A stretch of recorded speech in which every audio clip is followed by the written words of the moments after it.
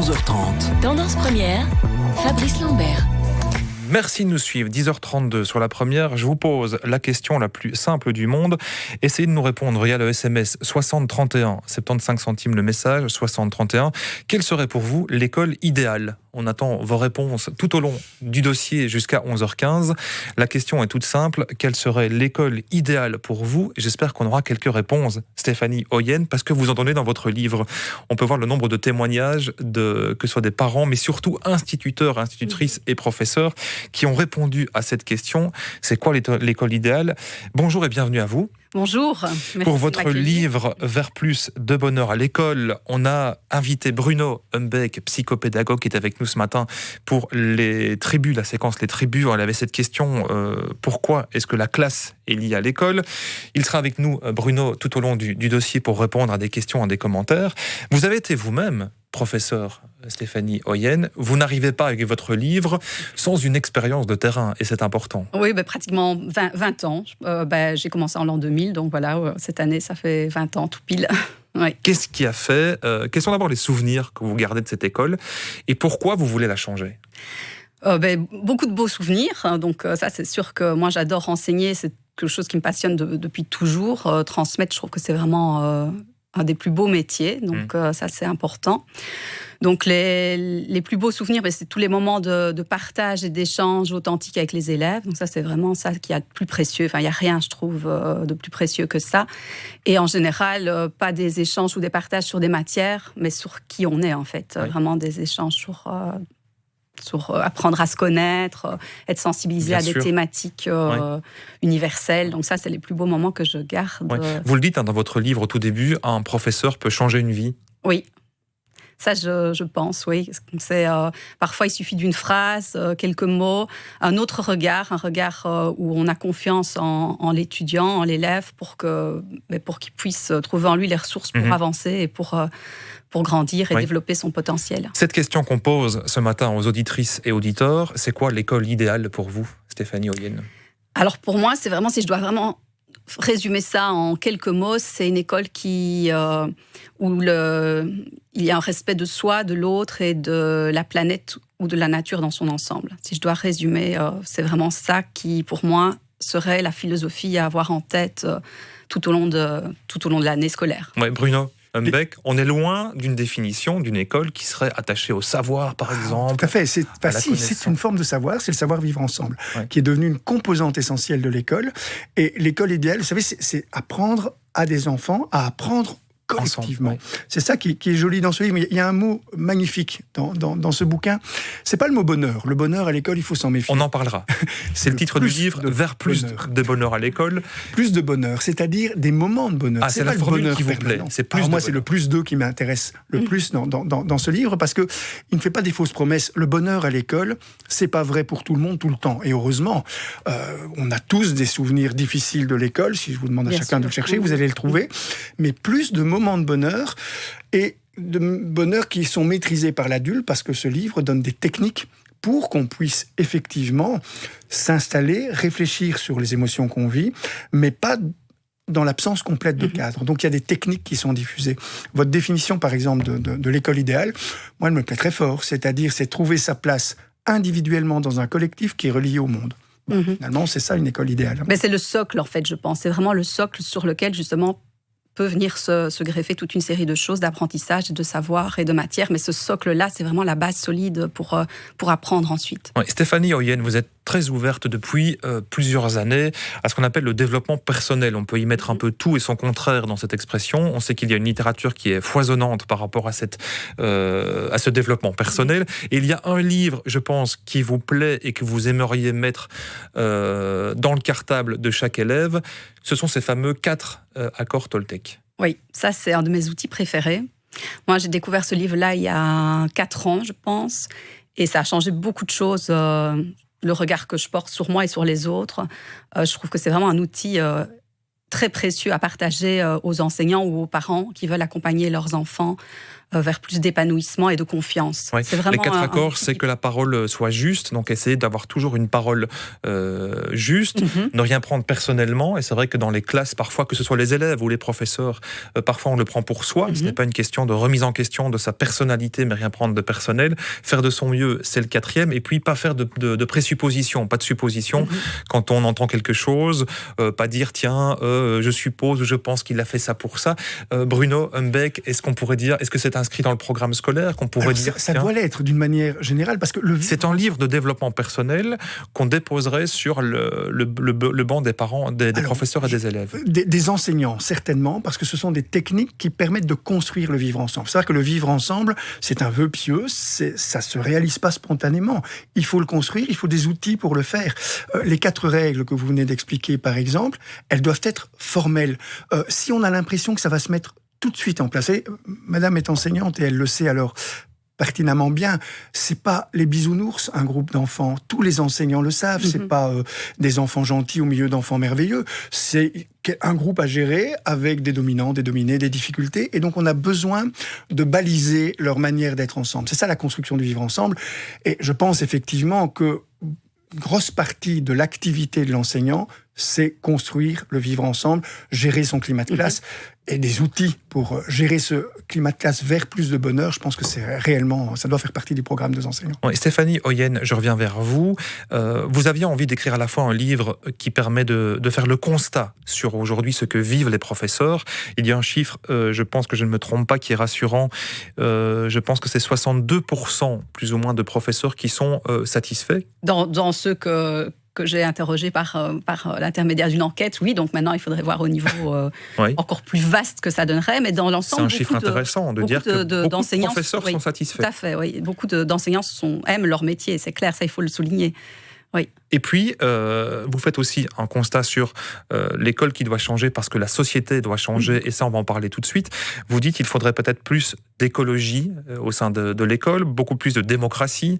On en parlera avec Bruno, c'est la citoyenneté.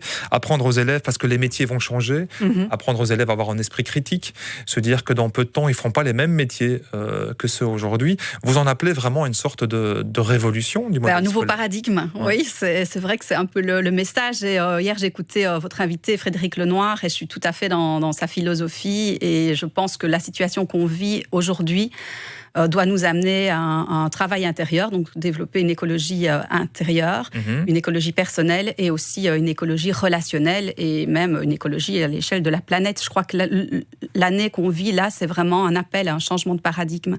C'est le moment, vraiment. Vous donnez une série de fiches, 21 outils aux professeurs pour essayer d'y voir clair dans leur enseignement. Et une des premières fiches, un des premiers outils, c'est de dire vraiment quel est le sens, pourquoi est-ce que j'enseigne, quel est le sens que j'y mets, qu'est-ce que ça... Voilà, prendre simplement une définition, prendre une feuille et un bic et se dire pourquoi est-ce que j'enseigne. Mais parce que c'est la base. Souvent, on arrive dans l'enseignement pour transmettre des valeurs, parce que c'est peut-être un rêve d'accompagner les enfants et les jeunes. Et au fil des années, on perd un peu le sens, où on ne se pose plus cette question de sens. Et pour moi, c'est vraiment essentiel comme question à se poser et à se reposer peut-être d'année en année pour retrouver justement le sens. Bruno ? Alors, c'est un petit mot que je vais changer quand même dans ce qui est dit jusque maintenant, c'est pas la révolution qu'on propose. Et je crois qu'aucun pédagogue ne peut proposer la révolution, mais de l'évolution. On évolue, on fait évoluer la société. Donc, l'école, c'est le laboratoire, par exemple, des démocraties. Tous les mouvements dont vous parlez dans votre livre, ils existent dans la société aussi. L'appel à plus d'écologie, l'appel à des formes de citoyenneté différentes. C'est pas plus de citoyenneté, c'est des formes différentes qui fait qu'on va devenir attentif, par exemple, aux émotions les uns des autres. Les démocraties émotionnelles participatives, c'est à l'école qu'on va les créer, et c'est là qu'elles se mettent en place. Alors, je pense que la révolution, ce serait de dire, et beaucoup de pédagogues ont tenté la révolution. Mais ça, c'est pas le mot que je... Voilà. Non, c'est pas vous qui l'avez utilisé. Oui, c'est dans ma question. Voilà. Mais l'évolution, elle est indispensable. Et ce qui est vraiment passionnant en pédagogie, c'est qu'une évolution ne fait pas table rase sur tout le reste. Les pédagogies traditionnelles continueront à exister et à évoluer, elles aussi. Les pédagogies actives ont évidemment leur place. Et ce que vous mettez en scène, ce qu'on appelle les pédagogies libertaires, qui permettent de réfléchir et de faire réfléchir les enfants entre eux et chacun chacun individuellement, et ce qu'on appelle aussi les pédagogies existentielles, c'est-à-dire qui je suis dans le monde, quelles sont mes émotions, quelles sont les émotions de l'autre. Par exemple, ces 4 courants pédagogiques qui, par le biais d'un ouvrage comme le vôtre, sont en mesure d'évoluer ensemble. Pas en prenant la place des autres, mais en avançant. C'est ça l'évolution par rapport à la révolution. Je posais la question, 60-31, c'est le SMS. N'hésitez pas vraiment à répondre à cette question. Quelle serait l'école idéale ? Quelqu'un nous dit que ce serait une école qui se ferait en dehors des programmes scolaires. Ah oui, donc là on revient à un point qu'on a un peu abordé. Donc, c'est ça la chape de plomb pour le professeur aujourd'hui. Ce serait une inspection scolaire ou des programmes qui seraient peut-être trop rigide. Moi, je ne connais pas suffisamment l'école, mais est-ce que la personne qui nous dit une école qui se ferait en dehors des programmes scolaires, ça veut dire quelque part en dehors des obligations pour le professeur, si je comprends bien? Donc là, ça, je ne sais pas quelle est la matière que cette personne enseigne, mais c'est vrai que je pense qu'il y a vraiment moyen d'intégrer des outils de développement personnel qui sont pour une évolution collective. Donc ça, c'est vraiment le terme. Ça, c'est vraiment l'ouvrage est vraiment axé là-dessus. Épanouissement personnel et évolution collective. Donc l'idée, c'est plutôt de voir comment les programmes, pouvoir les transmettre, les transformer et changer, apprendre autrement. Sortir des programmes, là c'est différent. Non, ce serait plutôt s'adapter, faire peut-être plus intervenir sa personnalité, ses propres compétences pour transmettre des choses demandées dans les programmes. Quelle est la marge de manœuvre? Vous les connaissez, les enseignants, Bruno Elle Hembeck. est énorme. Quelle est la marge de manœuvre? Elle est énorme. Les programmes ne doivent pas être contraignants au-delà de ce qu'ils sont, c'est-à-dire l'idée que ces apprentissages doivent rester séquencés, qu'on doit arriver effectivement à les programmer, parce que sinon effectivement vous perdez tout l'intérêt de l'enseignement. Et donc la vraie qualité d'un enseignant, c'est de relier tout ce qui est expliqué dans ce livre, mais qui se fait aussi ailleurs, c'est-à-dire tout ce qui va participer à la vie de la classe, à la vie de l'élève, et le relier au programme. Le programme, c'est pas une chape de plomb qui empêche la créativité pédagogique, c'est juste, c'est un peu comme si vous aviez une route, mais vous êtes libre d'y aller à votre rythme et d'y aller avec les moyens de transport que vous avez choisis. Ça, c'est l'autonomie pédagogique des enseignants. Et aucun d'entre eux ne sera brimé si à un moment donné, il prend des méthodes ou des techniques qu'il juge effectivement favorables pour acquérir ces programmes.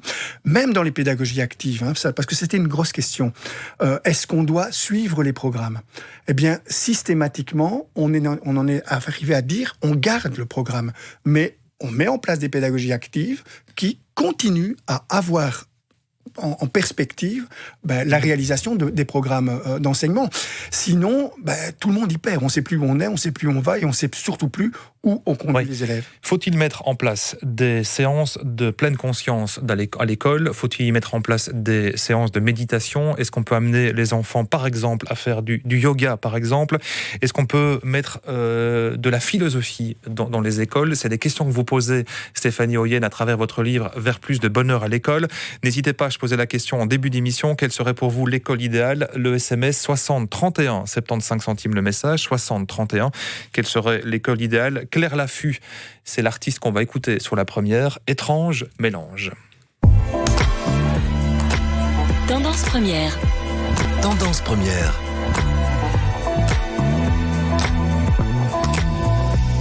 Merci de nous suivre sur la première. Ceux qui nous sont fidèles et qui nous suivent depuis quelques minutes, ils savent qu'on parle de l'école. Ils savent aussi que j'ai annoncé Claire Laffut, Étrange mélange. On l'entendra tout à l'heure, ce sera juste avant les informations de 11h. Je vous disais, on vous pose cette question depuis le début d'émission. N'hésitez pas à nous répondre via le SMS 60 31, 75 centimes le message. C'est quelle serait pour vous l'école idéale? 2-3 nous sont parvenus. On essaiera d'y répondre tout au long de l'émission. Si vous voulez bien, Stéphanie Hoyen, on vous a invité pour votre livre Vers plus de bonheur à l'école. Quelqu'un nous dit une école avec plus de verdure et des classes agréables. On a déjà en partie répondu sur l'école de dehors, mais on y reviendra. Quelqu'un nous dit une école plus ouverte aux différents métiers. C'est important aussi, une école moins axée sur les apprentissages. Et c'est vrai que la société évolue, on verra dans quelle mesure on peut y arriver à cette école. Une école de respect et de dialogue où tout le monde trouverait sa place sans devoir écraser les autres. On essaiera d'y revenir. Merci pour vos questions et vos commentaires. 3 questions qu'on garde bien en tête. On essaiera d'y répondre. Stéphanie Hoyen, Juste avant la pause, je parlais de pleine conscience, de méditation, et je sais qu'il y a beaucoup, vous êtes très marqué par le développement personnel et par la manière de se réapproprier sa vie à travers le développement personnel. La philosophie de votre livre, c'est de dire, occupons-nous aujourd'hui aussi des enseignants et de leur santé mentale et physique. Tout à fait. Oui, donc c'est... S'il n'y a pas d'enseignants bien dans ses chaussures, c'est la base en fait. Il n'y aura pas des classes épanouies. La base dans les écoles, c'est les enseignants. Donc c'est important qu'ils aient des outils pour pouvoir être heureux et épanouis, pour après justement transmettre les matières avec les méthodes qui leur conviennent le mieux, qui leur plaisent le mieux, avec leurs compétences, mais en partant d'eux, vraiment en prenant ce temps de... Est-ce que le professeur, et ça Bruno répondra juste après, mais est-ce que le professeur est ouvert, est-ce que c'est une profession qui est ouverte à ce genre de technique, par exemple, sans vouloir mettre un prof dans une catégorie, évidemment. On sait qu'aujourd'hui, beaucoup de personnes s'ouvrent à la pleine conscience, à la méditation. Ça commence quand même assez récent, mais depuis quelques années, il y a de plus en plus d'enseignants qui s'intéressent à ces nouvelles pédagogies. La pleine conscience commence à rentrer tout doucement dans certains cours. Les ateliers philo, moi j'ai été formée à l'association Sèvres, justement, qui a été cofondée par Frédéric Lenoir, que vous avez invité hier. Et donc ça, dans les ateliers philo, il y a toujours un temps, on commence par un temps de méditation en pleine conscience, qui permet de favoriser l'attention, revenir à soi. Revenir à soi. Donc l'attention, porter l'attention au moment présent, ça veut dire porter attention à son corps, à ses émotions, et ça permet petit à petit d'accéder à plus de confiance. Et c'est vraiment la base aussi pour améliorer les apprentissages. Est-ce que c'est possible, Bruno Humbeck, dans les écoles, on voit l'image, le stéréotype d'une école, le matin avec ce chahut dans les couloirs, avec ces classes qui s'organisent, des professeurs qui sont parfois débordés par les horaires. Est-ce qu'il est possible d'apporter... Bien sûr, et surtout d'en faire des moments. C'est pas quelque chose qui va chasser les autres courants, de nouveau. C'est un courant qui vient essentiellement des pédagogies orientales, qui est inspiré de ce type de pédagogie. Et il y a des moments de pleine conscience. Et c'est terriblement important. On l'a vu d'ailleurs pendant cette période pandémique. C'est là que les parents étaient complètement perdus. Ils se sont imaginés, les parents, quand on leur a suggéré maladroitement de faire l'école à la maison, qu'il fallait que leur enfant se concentre pendant 1 heure ou 2. En fait, la concentration à l'école, c'est très très rare. L'image qu'on peut donner, si vous faites un match de foot, on va vous demander d'être attentif pendant 1h30. Et si vous tirez un penalty, vous allez devoir vous concentrer pour le réussir. Vous ne devez pas être concentré pendant 1h30. On doit susciter l'attention des élèves et puis leur concentration. Et la pleine conscience permet aux enseignants d'avoir des techniques pour stimuler cette concentration sur soi, la méditation par exemple. Les premières expériences que j'ai vues, moi, de méditation, c'est en enseignement spécialisé. Il faut savoir que cet enseignement est sans doute le plus riche. C'est là que se font les vraies innovations pédagogiques, parce que c'est compliqué d'enseigner dans ce type d'école. Et c'était juste l'idée qu'avant de rentrer en classe, il fallait que les élèves s'arrêtent pendant 1 minute et se centrent sur leur statut d'élève. Et on avait juste mis en place ces petits moments où ils se centraient sur leur statut d'élève. Eh bien, ce sont ces débuts de pleine conscience. Un enfant devient un élève quand il rentre dans l'école, mais c'est pas magique. Il faut aussi qu'il en prenne conscience. La pleine conscience, c'est aussi mettre des moments où on va s'intéresser à ce qu'on est pour apprendre à se concentrer. Alors, c'est vrai que ce bouquin que vous venez d'écrire pourrait être lu dans les familles, mais il est beaucoup plus urgent dans l'école, parce que ce sont des techniques que les enseignants doivent avoir à leur disposition, parce que l'école est un lieu particulier pour justement s'ouvrir à ces pédagogies nouvelles, je veux dire ce courant oriental qui ne doit pas chasser les autres, donc les enseignants ne doivent pas avoir peur de ces techniques en disant « Mon Dieu, moi je suis plutôt dans la pédagogie traditionnelle, on va me demander de tout bousculer ». Non, amener des moments de pleine conscience, des moments dans lesquels on va travailler sur le yoga par exemple, sur la centration sur son corps, sur la manière de maîtriser aussi qui on est par rapport à soi et par rapport aux autres, ce sont effectivement des techniques. C'est ce que j'aime beaucoup dans le livre. Stéphanie ? Oui, donc en fait, ici, ce qu'on vit vraiment depuis quelques temps, et c'est de plus en plus le cas dans les écoles, c'est qu'on vit une période d'hyperconnexion, donc hyperconnexion donc aux nouvelles technologies, smartphones chez les jeunes, plus dans le secondaire qu'en primaire, mais c'est très présent. Ce qui amène à une déconnexion, c'est-à-dire que plus il va y avoir de l'hyperconnexion, plus il va y avoir une déconnexion à soi, à son corps et à ses émotions. Et la pleine conscience, elle permet une reconnexion, en fait. Donc ça, c'est ça qui est vraiment utile. Oui, et quelqu'un nous disait hier, en dehors de l'émission, parler un jour, nous disait cette personne, de l'impact du confinement et du virus sur l'augmentation en flèche de l'addiction des enfants pour les écrans. Oui. Je crois qu'on vit une année vraiment particulière et vous dites revenir vraiment, essayer de reconnecter l'enfant, l'adolescent à quelque chose qui n'est pas du numérique, quelque chose qui est vraiment propre à ses émotions. On va répondre à un SMS qui nous est parvenu concernant peut-être le fait de ne pas écraser, de ne pas avoir une école qui écrase, donc se sentir vraiment bien dans le respect, dans le dialogue, ne pas écraser l'autre. Quelle serait une réponse à apporter par rapport à l'écriture de votre livre ? Donc là, je parle d'un outil d'analyse transactionnelle qui s'appelle les positions de vie. Et donc, ça part du regard qu'on porte sur soi et qu'on porte sur l'autre. Et ça, c'est vraiment une clé essentielle. Je crois que c'est une des bases vraiment à avoir pour tous les enseignants. Où la posture qu'on adopte face à sa classe, face aux élèves, va avoir un impact sur eux, même si ce n'est pas verbalisé. Rien que le fait d'avoir un certain regard par rapport aux autres, ça va entraîner des conséquences, c'est-à-dire que par exemple un prof qui arrive avec un regard assez négatif, ce qui peut arriver, il faut pas s'en cacher sur les élèves, en pensant qu'il n'a pas les capacités par exemple pour réussir, l'élève, même si c'est pas verbalisé, il va le ressentir ça.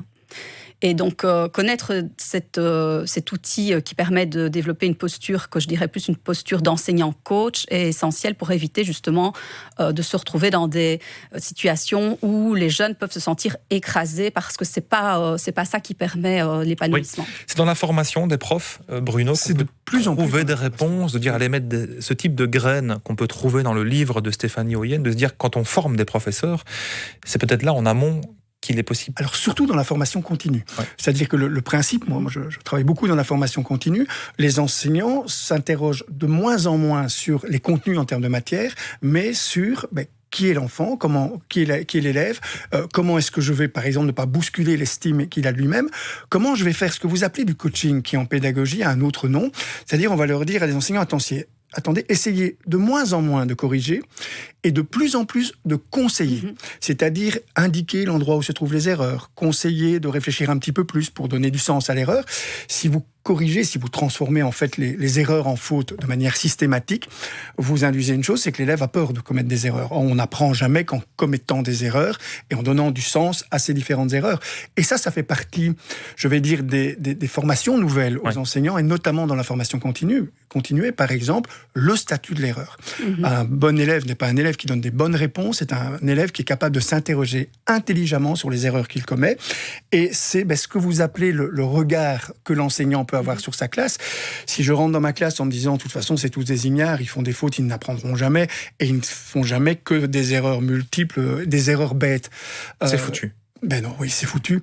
Un élève fait nécessairement des erreurs, et en faisant des erreurs, et en donnant du sens à ces erreurs, il va apprendre à évoluer, et il va surtout apprendre une chose essentielle, c'est qu'on a le droit de faire des erreurs, et qu'on a le droit de multiplier les erreurs du moment qu'on donne du sens à ces erreurs. C'est la phrase de Beckett, continue à te tromper, mais trompe-toi mieux. Beaucoup de choses à dire, des SMS qui nous parviennent, on va aller jusqu'à 11h si vous le permettez, il reste 1 minute, ce SMS qui parvenait sur apprendre des métiers, c'est ça le rôle de l'école. Qu'est-ce qu'une école idéale ? C'est une école qui forme au métier de demain. Oui, c'est important quand même d'avoir cette notion de métier au sein de l'école. Et donc ça, il y a un changement important qui est en cours. Donc les métiers du futur, il y a plein de nouveaux métiers qui vont apparaître. Et ce seront des métiers, donc beaucoup de ces métiers feront appel à des compétences relationnelles, à aussi des compétences comme la confiance en soi, le sens critique, le sens du discernement, l'intelligence émotionnelle. Oui. La créativité aussi. La créativité, oui. On va marquer une pause, si vous le voulez bien. Le journal arrive dans quelques secondes. On va libérer une place. On est en pleine mesure de sanitaire. Si vous voulez bien libérer Stéphanie, on est en improvisation ici, mais libérer cette place. Comme ça, le journaliste pourra s'installer. Dans quelques secondes, nous serons en direct avec le journal. C'est tout de suite. Tendance première, Fabrice Lambert. Et je vous le disais, ceux qui sont avec nous depuis ce matin, et je les remercie depuis 10h30, on pose une question. Quelle serait votre école idéale ? 6031, c'est le SMS 75 centimes, le message. On essayera de relayer vos questions et d'y répondre encore jusqu'à 11h15. Il nous reste 10 à 15 minutes pour ce dossier. Il y a, Stéphanie Hoyen, dans votre livre « Vers plus de bonheur à l'école », un mot que j'aime beaucoup, c'est un néologisme. C'est un mot qui n'existe pas. C'est quand vous dites « faisons de nos enfants des cracks ».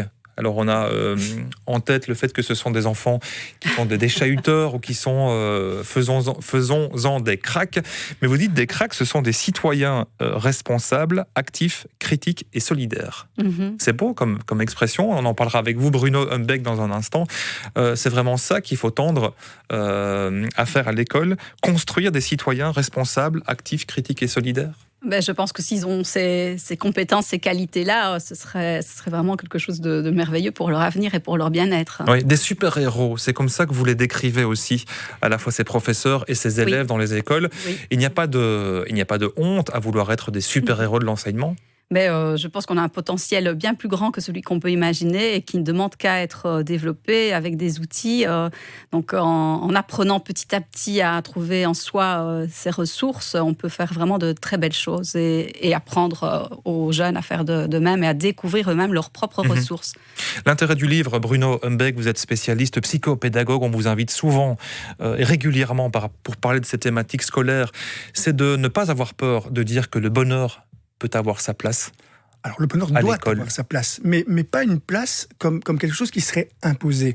L'école, de nouveau, c'est pas un endroit où on va être tout le temps bien. Les apprentissages, ça crée des difficultés, c'est inévitable, il y a des moments de doute, c'est pas le bonheur continu, et c'est pas ce qui est promis d'ailleurs dans ce livre-là, parce que ça, un enseignant ne peut pas l'assumer. Si vous promettez le bonheur à l'école, en tant qu'enseignant, vous allez un jour voir débarquer des parents qui vont vous dire « mais vous aviez dit qu'ils seraient tout le temps contents ». Or, un groupe humain, par exemple, ça crée des souffrances. Il faut se donner les moyens de les gérer en acceptant qu'elles vont exister. C'est pour ça que le mot « plus de bonheur », et c'est important le mot « plus de », c'est-à-dire éviter...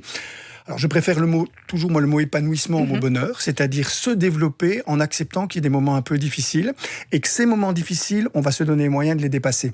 C'est ça, plus de bonheur sur le chemin de l'épanouissement. C'est pas le bonheur à l'école que j'impose de manière continue avec l'école des bisounours et dans lequel tous les apprentissages se feraient facilement au même rythme et avec la même facilité pour tout le monde. On pourrait dire aussi plus de bien-être, mais ce terme-là est quand même abondamment utilisé. Je trouvais que le mot bonheur était plus... Et vous avez raison, parce que le bien-être, dans les apprentissages, il y a des moments de mal-être et c'est nécessaire. Et quand vous l'expliquez d'ailleurs avec votre notion de crack, le simple fait de remettre en cause des savoirs.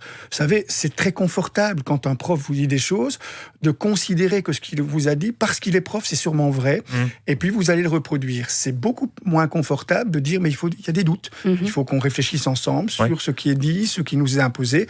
Et donc un crack, c'est aussi quelqu'un qui accepte la position de doute qu'on doit nécessairement avoir par rapport à ses opinions. On va y revenir à ces SMS 6031, 75 centimes le message, par rapport justement à ces cracks. Et on aura compris que ce n'est pas vraiment des cracks, des élèves qui sont super agités, mais bien ces citoyens responsables, actifs. Mais quelqu'un nous disait, tiens, pour moi, l'école idéale serait une école où les jeunes sont curieux, engagés et apaisés. Je l'ai lu parce que l'apaisement... C'est important dans les écoles. Bon, il faut qu'il y ait de la vie, évidemment, qu'il faut qu'il y ait de la créativité, qu'il faut qu'il y ait de la vie. Mais on vit dans une société aujourd'hui extrêmement, et particulièrement cette année-ci, peut-être sous tension, avec de l'anxiété, avec beaucoup de choses qui ont été perturbées. L'intérêt de votre livre, c'est que vous venez avec les techniques traditionnelles de la pleine conscience, de la méditation. Comment faire pour que nos élèves soient le plus apaisés possible, Stéphanie Hoyen ? Il y a, donc au-delà de la pleine conscience, il y a aussi l'écoute des émotions. Donc ça, c'est important et je crois que ça va être nécessaire à la rentrée parce qu'ils ont traversé quand même beaucoup d'émotions là ces derniers mois, les parents, les enseignants également. Est-ce qu'on le fait dans les classes aujourd'hui ? Alors oui, donc de plus en plus, je pense que ça se fait quand même plus en maternelle et en primaire que dans le secondaire. Donc ça commence, mais c'est quand même plus présent en primaire parce que les enseignants commencent à être formés à ça. Dans le secondaire, j'imagine que ça viendra petit à petit. Je voyais soit un film dans mes souvenirs ou bien un documentaire sur une école où il y avait un tableau sur la météo des élèves et chaque matin, Bruno, l'enfant devait dire dans quelle météo il se situait et si un élève se sentait vraiment, c'était le nuage ou bien l'orage, Alors, c'est le principe des espaces de parole régulés, qui existent maintenant de plus en plus en secondaire comme en primaire. Et j'aime beaucoup le mot qui a été utilisé par l'auditeur, c'est apaiser. Il faut absolument, c'est un préalable à tout ce qu'on peut faire, il faut que chacun rentre dans un climat qui lui semble apaisé. Parce que ça peut sembler apaisé de l'extérieur, mais chacun doit avoir le sentiment, c'est pour ça que les dispositifs de prévention de harcèlement sont un préalable à tout ce qu'on peut faire, la mise en place des espaces de parole régulés, que ce soit en maternelle, en primaire et en secondaire, eh bien, c'est simplement faire en sorte qu'on protège les émotions de celui qui va parler et qu'on interdit à qui que ce soit de mettre en question l'émotion de celui qui parle. Donc, vous libérez la parole et vous la protégez. Ce sont des techniques, un peu comme celles que vous émettez dans votre livre, mais elles ont tendance à se diffuser.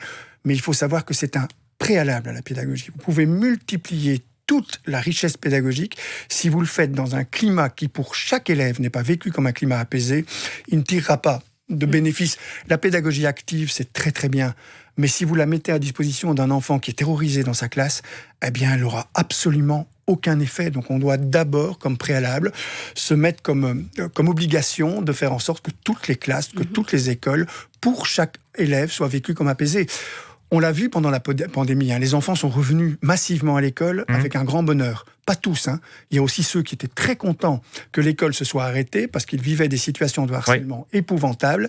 Et pour eux, c'était la fin du calvaire. Moi, je les ai vus, je vais dire de manière très directe.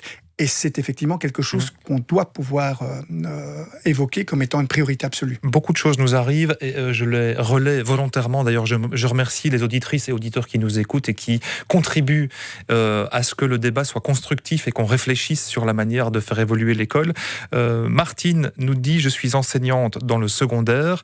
Suite à la crise, j'ai décidé avec quelques collègues à lancer un projet pilote dans mon école, dans la lignée de ce que Bruno Hembeck revendique, c'est-à-dire la classe inversée, des cours hybrides en petits groupes. Nous étions déjà convaincus qu'il fallait que les choses changent, car l'enseignement est sclérosé, beaucoup d'élèves démotivés. L'expérience de la classe à distance pendant le confinement nous a vraiment donné le déclic. » Alors, c'est ce qui vient d'être évoqué par Martine, c'est l'idée, effectivement, qu'on n'est pas en train de faire la révolution, mais la pandémie a été un accélérateur de changement vers des évolutions qui étaient naturelles. Et c'est vrai que certains qui ont utilisé le numérique se sont rendus compte que c'était aussi un vecteur qui permettait de s'adresser collectivement à un grand nombre et individuellement à chacun. Oui. Vous envoyez un petit SMS, vous demandez à l'élève comment il va, c'est ça l'art de la pédagogie, c'est parler à tous, tout en donnant l'impression que vous vous adressez à chacun. Oui. Et votre livre aussi multiplie les techniques qui permettent finalement de différencier l'acte collectif. C'est ça la richesse de la pédagogie. C'est la fin de l'émission dans quelques secondes, du coup du dossier surtout, et je prends vraiment le temps de relayer, parce que c'est important, la parole qui nous vient de l'extérieur du studio. Sophie nous dit une école sans compétition, c'est-à-dire sans points, on en a déjà parlé, et je relais son commentaire parce qu'elle nous dit avec des horaires adaptés au rythme de l'enfant. Est-ce qu'il faut aussi, Stéphanie Hoyen, changer les horaires dans les écoles ? Alors là, je sais qu'au niveau organisationnel, c'est compliqué, mais c'est clair que chaque personne est différente, que ce soit les enseignants ou les enfants. Chacun a son rythme, chacun recharge ses batteries selon un rythme qui est différent. Et donc, c'est vrai que les journées sont parfois intenses, 8 heures par jour. Oui, et très saucissonnées. Sur les bancs, c'est quand même beaucoup. Oui, Bruno Hembeck, on a le souvenir des écoles, surtout en secondaire, avec ces périodes de 50 minutes. Il y en a 8 sur une journée, on passe d'une matière à l'autre, ça dure pendant une semaine. Alors c'est très compliqué, parce qu'il faut une organisation collective. Donc vous ne pouvez pas individualiser le rythme de chacun. Je veux dire, il y a une organisation collective. À l'intérieur de cette organisation collective, c'est ce qu'on appelle les classes flexibles, qui doivent exister autant en fondamental qu'en secondaire. C'est-à-dire qu'ils vont permettre, comme on le voit. Vous savez, moi j'ai fait une expérience récemment où je montrais une classe flexible à quelqu'un qui travaille dans le secteur bancaire. Mais il me dit, tiens, vous êtes en train de faire la même chose que dans le monde du travail. Il y a des hamacs dans le monde du travail parce que on appelle ça des incubateurs d'idées. Eh bien, vous devez être relaxé pour avoir des idées créatives. Dans une classe flexible, il y a aussi des endroits où celui qui est trop tendu se détend. Être assis, ça ne veut pas dire être immobile. Vous pouvez très bien être assis en pédalant et ça va vous permettre de vous concentrer sur l'activité que vous réalisez. C'est ça, les classes flexibles. Et donc, c'est s'adresser à un collectif, mais en tenant compte du rythme individuel. C'est très compliqué pour les enseignants, on doit donc les soutenir en mettant à leur place un matériel qui leur permet de le faire au mieux, ou des techniques comme celle de votre livre qui permet de potentialiser ce qu'ils doivent faire. On va devoir conclure parce que le temps passe vite. La conclusion de votre livre, Vers plus de bonheur à l'école, et vous donnez, Stéphanie Hoyen, 21 outils pour des profs et des élèves épanouis. Je vous laisse répondre à cette question. On a l'impression que vous souhaitez, comme on fait le lien avec l'entreprise qui tend aujourd'hui à être libérée, on parle des grandes entreprises qui ont mis en place l'intelligence collective, le plaisir au travail, on parle d'entreprises libérées. C'est ça votre souhait, c'est que demain on parle d'écoles qui soient complètement libérées ? Ah, ça pourrait être une très belle chose. Réenchanter l'école, c'est un beau défi. En sachant, merci beaucoup d'avoir été là, en sachant qu'une des grandes nouvelles du livre annoncé, et c'est l'occasion pour moi de nouveau saluer le travail fait par les professeurs ce matin, c'est que beaucoup de professeurs sont épanouis, malgré tout ce qu'on peut entendre et malgré parfois encore des stéréotypes qui sont véhiculés sur l'école. Bruno l'a dit depuis ce matin, beaucoup de choses sont proposées, des alternatives au modèle traditionnel sont proposées et on en parlera. Merci beaucoup. Merci à vous. Tous les deux d'avoir été présents ce matin. On remercie beaucoup les auditrices et auditeurs d'avoir posé des questions. On va écouter